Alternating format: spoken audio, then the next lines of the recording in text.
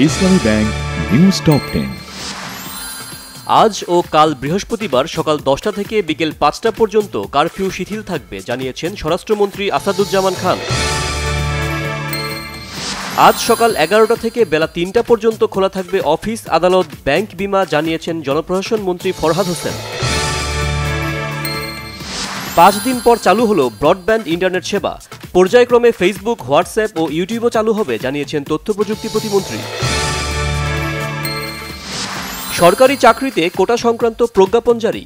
আন্দোলনকারী কোনো সাধারণ শিক্ষার্থীর বিরুদ্ধে মামলা হলে দেখবে সরকার, আশ্বাস আইনমন্ত্রী। রাষ্ট্রপতি মোহাম্মদ শাহাবুদ্দিনের সাথে দেখা করেছেন সেনাপ্রধান জেনারেল ওয়াকারুজ্জামান। চলমান পরিস্থিতি নিয়ে আলোচনা।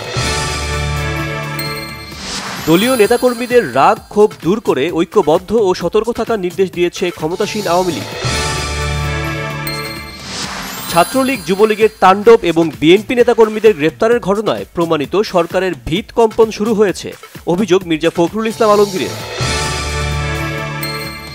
অলিম্পিক গেমসের উদ্বোধন কেন্দ্র করে ফ্রান্সের রাজধানী প্যারিসে ৭৫,০০০ সেনা মোতায়েন করে প্রায় ৪৪,০০০ ব্যারিকেড স্থাপন। নারী এশিয়া কাপে সেমিফাইনালের লক্ষ্য পূরণে আজ বাংলাদেশের প্রতিপক্ষ মালয়েশিয়া। এই ম্যাচে বড় জয় পেতে হবে নিগার সুলতানাদের। সাফ ফুটবলের প্রস্তুতিতে প্রথম প্রীতি ম্যাচে আজ ভুটানের বিপক্ষে মাঠে নামবে বাংলাদেশের মেয়েরা।